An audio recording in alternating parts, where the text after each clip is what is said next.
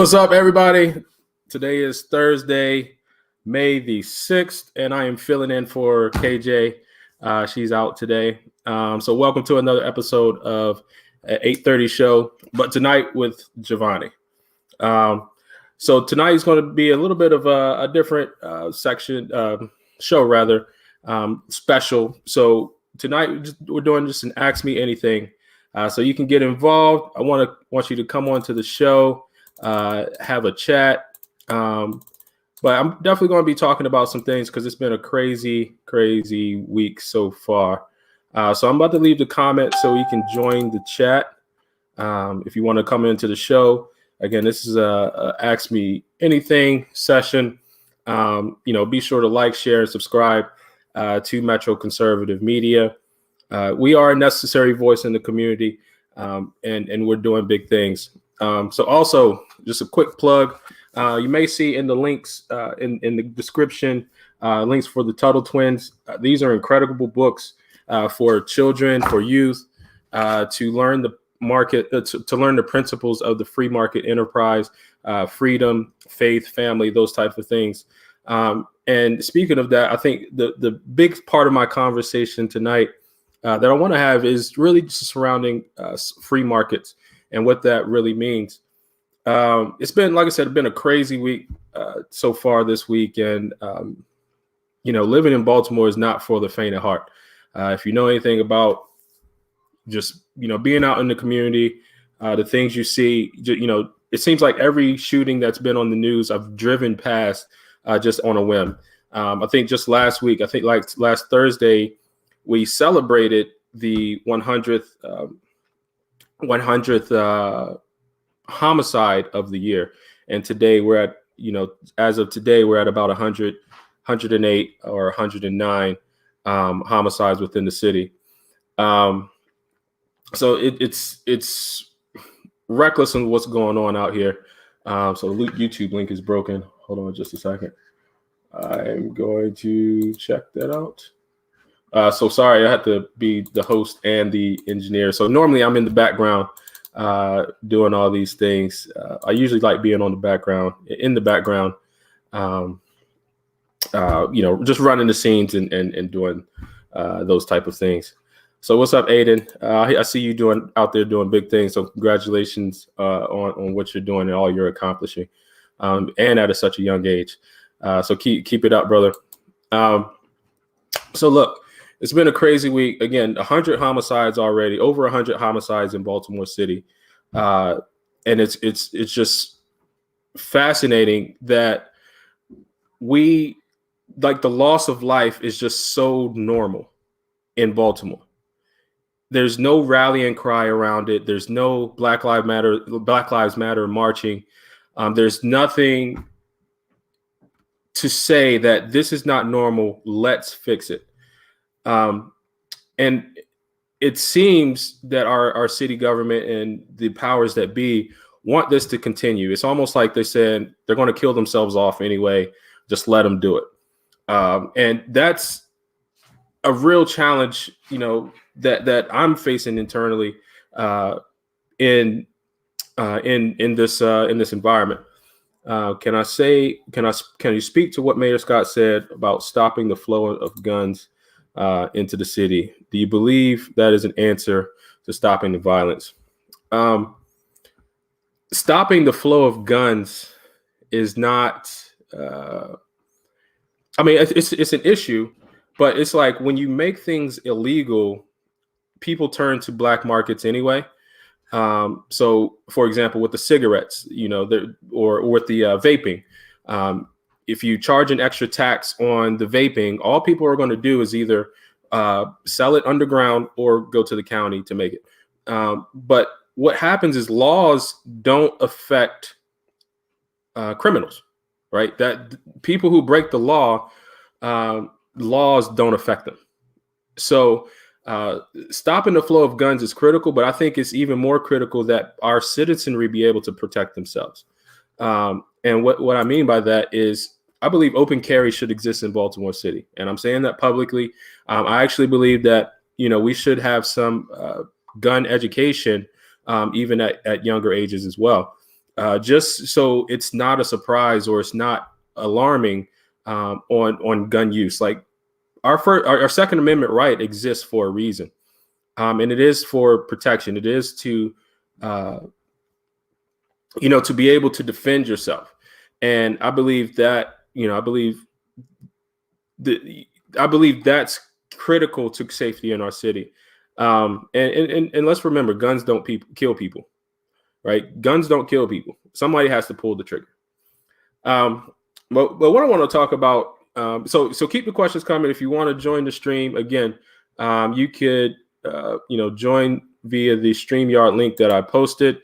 So just go back and just click on that if you want to come in and have a quick talk.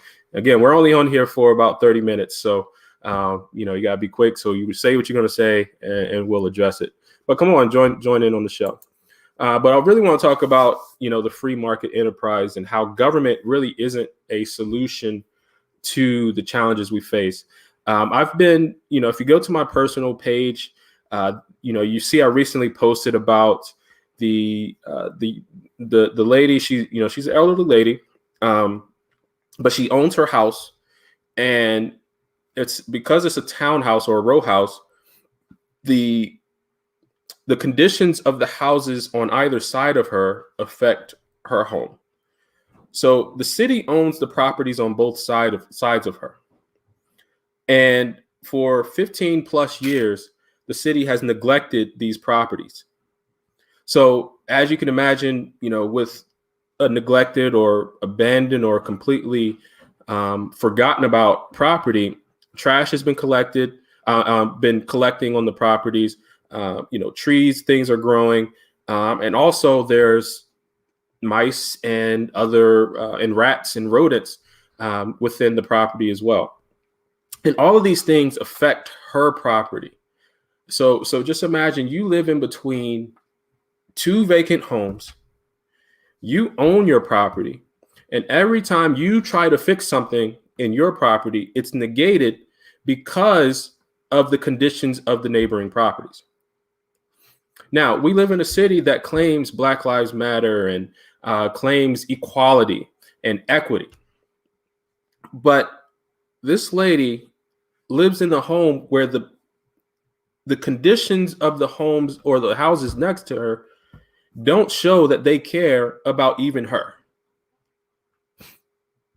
And let's say the government does come in to fix this problem. Let's say the government does come in and say, hey, we're going to do X, Y, Z. How does that solve the problem for the rest of the community?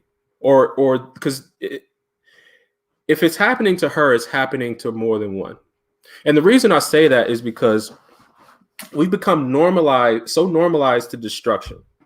I want to compare something really quick. So there's this lady's home and the conditions of it. So imagine, and let's think about what's going on in Park Heights right now. And there was a gentleman that came from Israel who was shot and killed in an attempted robbery, at least from the reports that we're hearing. The entire Jewish community up in Upper Park Heights is now surrounding this incident. They are like, the whole community is now engaged to find out how this happened, why it happened, and seek justice on the individual that caused harm. In the other communities, we've become so normalized to these poor conditions that we don't jump in and take action immediately when conditions or situations like crime or like this housing situation occur. And it's just baffling to me that that's the state of mindset that we're in Baltimore City. Now, I want again, go back to, how does the government solve this problem with the lady that owns the home? And Don, you're right.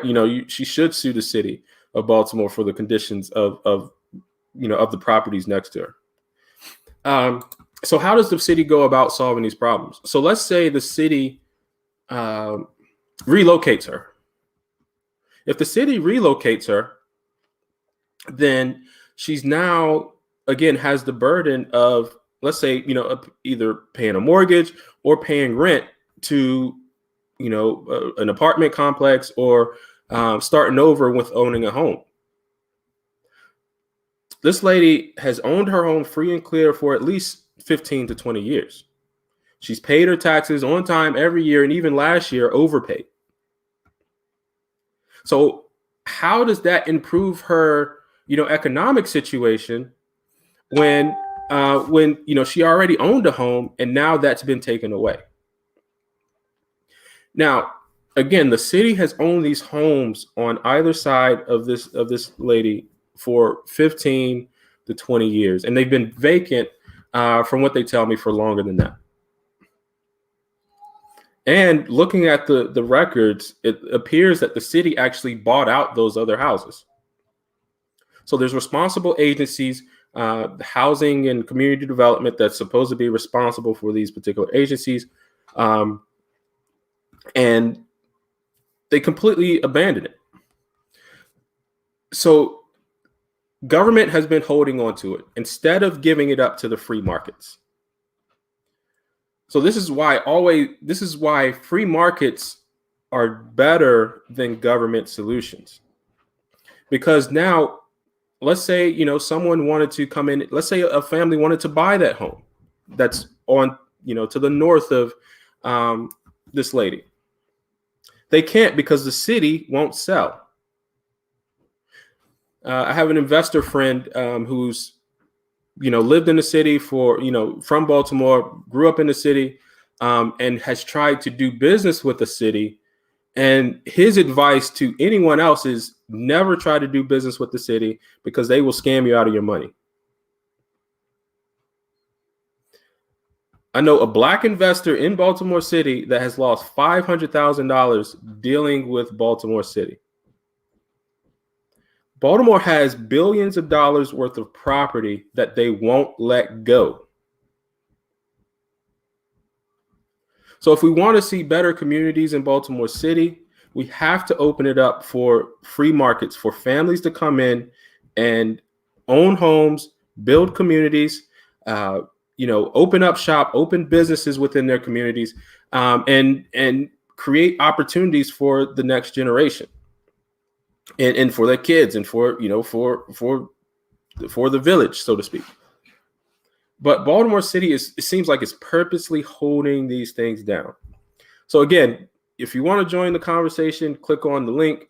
I'm posted again here on the chat. Hold on, here we go. Where is it? God dang it.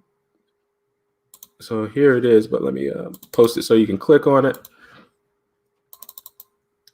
Come on in if you have a comment, you want to join the show. Just come on in. So why won't they let the property go? That is the $1 million question, to be honest. The city just hasn't been interested in selling. And for whatever reason, here's the problem with city-owned properties, right? So Baltimore City currently has the highest tax rate allowed by the state of Maryland. The property tax rate, the highest it's allowed by the state of Maryland, 2.248%. So what's happening is more and more residents leave, and because of all the programs and help Baltimore City tries to give out, it takes a lot of money to do those things. The number one source of revenue, or the highest portion of revenue for Baltimore City's budget, is property taxes. So as fewer and fewer people own property, the taxes have to be raised on the ones that do own property in Baltimore City.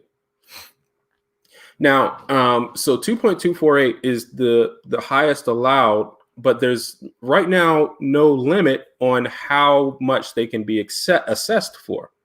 So every 3 years, your properties are assessed to understand how much you owe the city or how much the property is worth to determine how much you have to pay in taxes annually to the city. So the rate right now is at the max, but also the assessment values can still change. So the assessment value. So if you have a home, it's worth 150,000. They can assess it for that in 1 3-year period, and then in the next 3-year period, they assess it for 175,000. And now off the same property, even if you haven't done anything to it, even if the neighborhood hasn't changed, you now owe more in property taxes, thus giving the city more money. So what's happening is more and more people are leaving the city, putting a stress on the property owners within the city. So here we go. We got a question here. So Sandy asks, when are the Mosbys going to jail? I have no clue.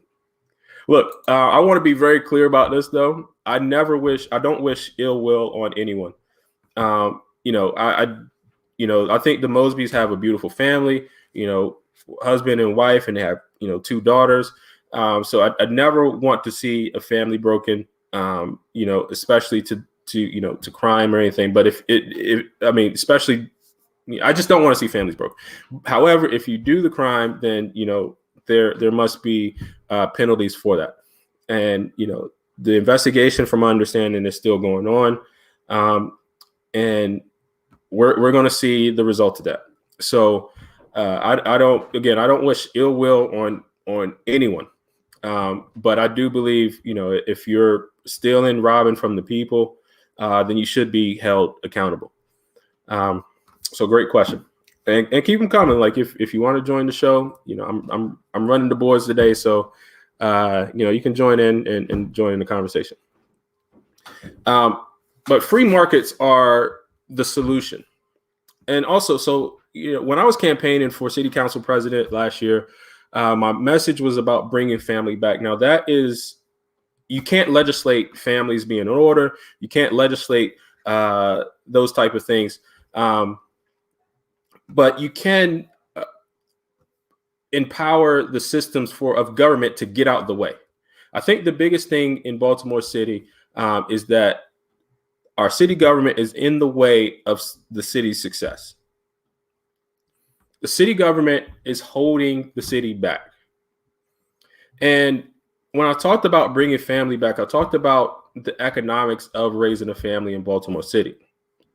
So let's take, I actually have a friend of mine. He just moved to the city probably 2 years ago. And this weekend is on his way out. It's these type of people that we need in the city in order to build the community. When, we need more fathers and married couples inside the community to be an example of how to build a family, how to build a community, how to keep your neighborhood clean and those type of things. And what happens, the people that do have that capacity to be an example and be a staple leave because of the economic, the lack of economic success in Baltimore City. So when you realize, hey, when you're thinking, hey, I want to start a family in Baltimore, just generally thinking, hey, I want to start a family. I want a place that's safe for my for my spouse. I want a place that I can raise my kids. I want a place that I can send my children and they have, decent education. I want them to be able to, walk outside, play outside, have a good time. I want it to be safe, but I also want to be able to, save for my family's future. I want it to be economical. I want my trash to be able to be picked up on time. And as you're building a family, these are the things that really come to mind. Like when you're young, single, you may not think about those things. You may be renting apartments. So, a lot of, there's certain considerations that you may not take into account. But let's say you want to settle down, you want to plant your flag. When you start looking at the numbers, the first year it's like, okay, maybe I can do this. All right, cool. I can rock with the property tax. I get a couple, incentives for first time home buyer. I get the homestead, tax credit, and maybe I can work with it. But then as the years roll on, let's say two years, like it doesn't take long.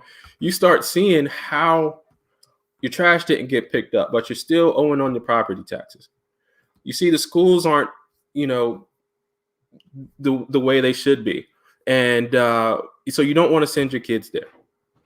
And you start working and you start looking at, hey, a lot of my money is going to Baltimore City local government.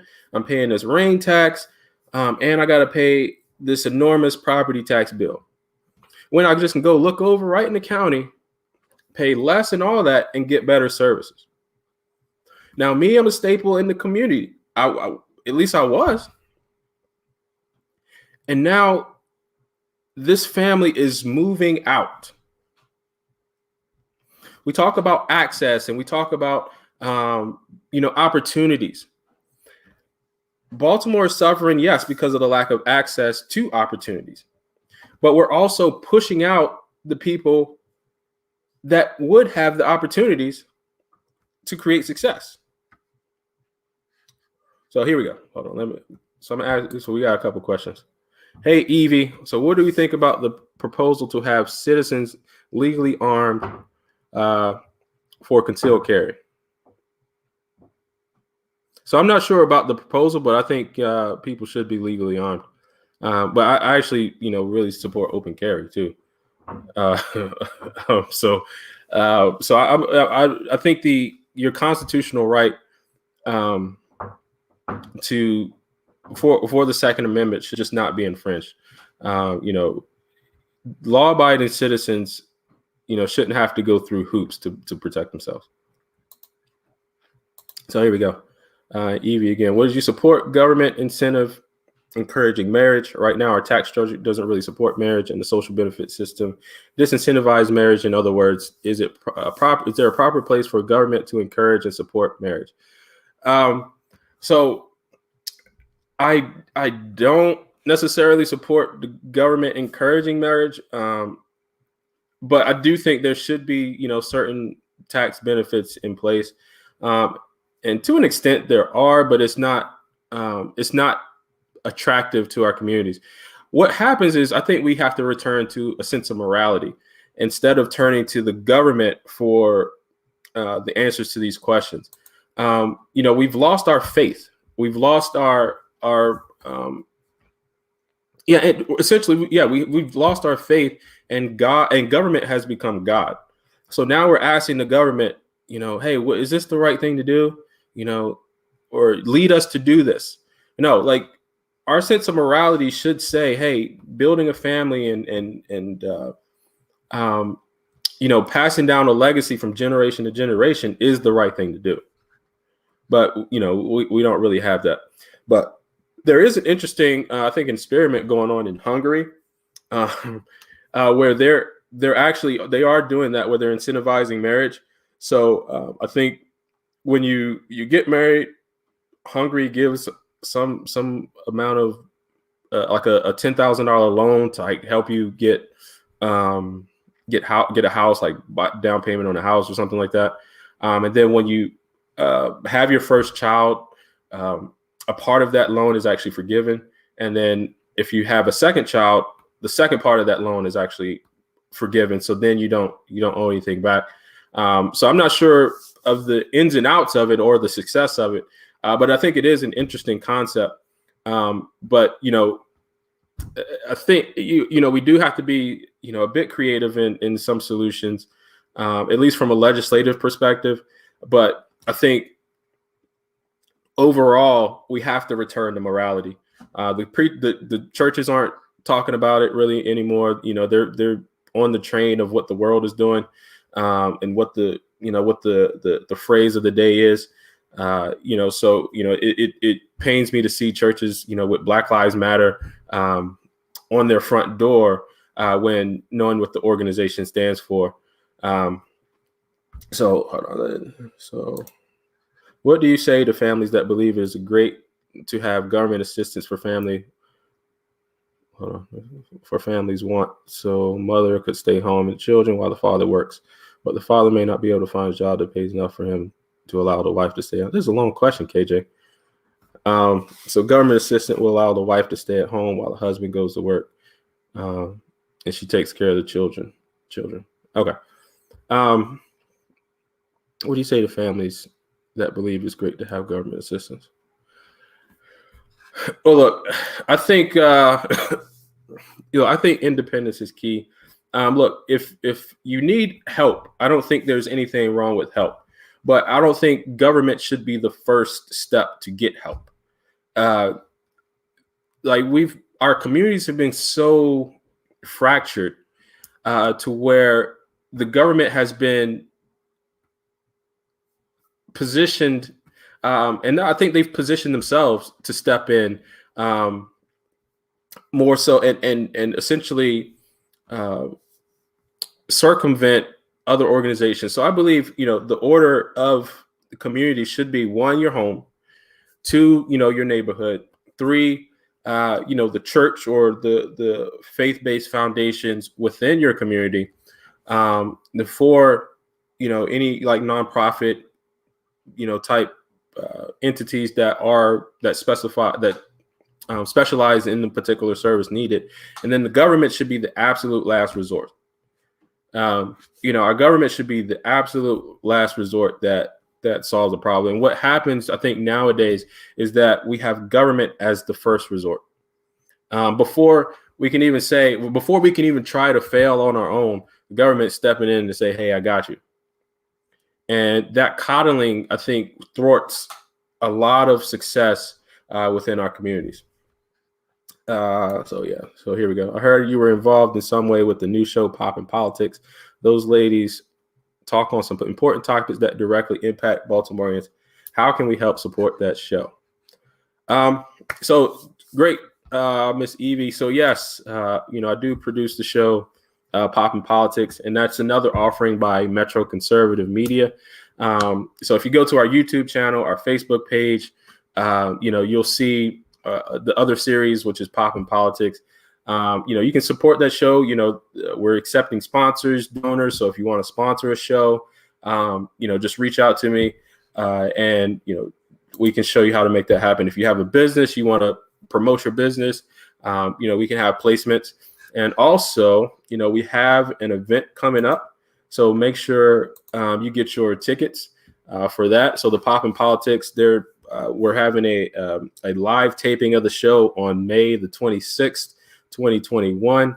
There's going to be a cocktail hour from 6 to about 7:30. Then we're going to have the live show from 8 till 9 o'clock, and then probably put on some dance music and have a good time at the remainder of the show. But the tickets are on sale. You can go to the Eventbrite. I'm going to post that in the chat really quick. Give me a second. Hold on. Control T. So yeah, you can get your tickets by going to the Eventbrite and signing up today.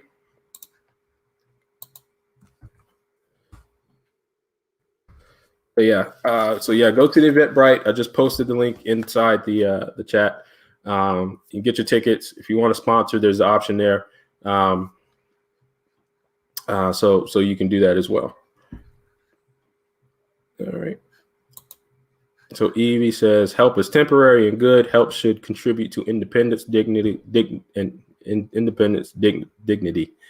Coddling, cradle to grave services and benefits are dignity depleting, dependence, and degrading. Yeah, I mean, you're right about that, Evie. It's essentially saying, like, our government is essentially saying, you can't do it, baby, so I got you. And it's like that, essentially your whole life. And, we have to, buck that trend. And I always say, God puts his power inside of us, and we have to start looking there instead of all these external external factors. Everything we need is already inside. It just has to be pulled out or realized. So that's what I say on that. The last thing I'm gonna just close with is that we are, and I know this is just that a show where we're getting to know conservatives and people, but I just wanted to do this little special to fill in for KJ, but I just wanted to hold on. I lost my train of thought. I wanted to close with God loves you. But everything we need is already on inside of us. Everything you need is already inside of you. Like I said, we just have to pull it out. You have to pull it out. So KJ said, "Can I close out with a song?" Now, that will drive probably everyone away. Even though I do have a hit song out, I'm gonna post that tonight. With me and my friend, we put a song out back in 2011. 2012. 2012, January 2012, we put this song out. I remember we worked on it on New Year's Day, and it's my hit song. So I'm gonna post it tonight. Just be sure to check that out. So again, check out all the Metro Conservative Media content. Follow Metro Conservative Media on Facebook and YouTube and the IG, so Instagram. You can get involved. Also, remember the Tuttle Twins. My kid, we read these, on a weekly basis. Teaching principles of free market, and there's some very, very, really good stuff in these. So several upcoming events. The Juneteenth event, hosted by the Maryland Black Republican Council, is coming up next month. So be sure to check them out on Facebook. There's going to be a gala or gala, however you say that word, gala. I'll say gala. But so be sure to check that out. Go to Maryland Black Republican Council. Also, the Frederick Douglass Foundation is going to be having a self-reliance town hall in June, in that week leading up to Juneteenth as well. So we're going to be publishing that pretty soon. We got some pretty cool people lined up for that. We're actually going to be debating the merits of critical race theory versus self-reliance. Also, May 20th, Red Renaissance is having their kickoff. So Kim Klasick is event. So May 20th. So mark your calendars for that. And also, if you want to celebrate a real holiday, May 21st is my birthday. So I don't know what I'm doing for that. My wife told me to take off work, so we'll see what happens. So a lot of stuff going on. The conservative movement in and around Baltimore City is growing, thriving. It's never been a better time to be conservative. We have to put our full armor on, and it's time to go on the offense. But we can have fun while we're doing it. There's nothing wrong with standing up for what's right. There's nothing wrong with standing up for God. And that's something that he really calls us to do. So the battle is honorable. Suffering is not in vain.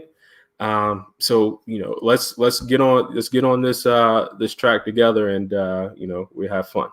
So that's all for tonight. I'll be sure to post all these things. Maybe KJ can help me out with that. And KJ, be safe on the road tonight.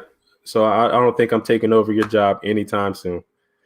I don't know what KJ says at the end. I forgot, and I watch the show every week. But I'm going to say peace.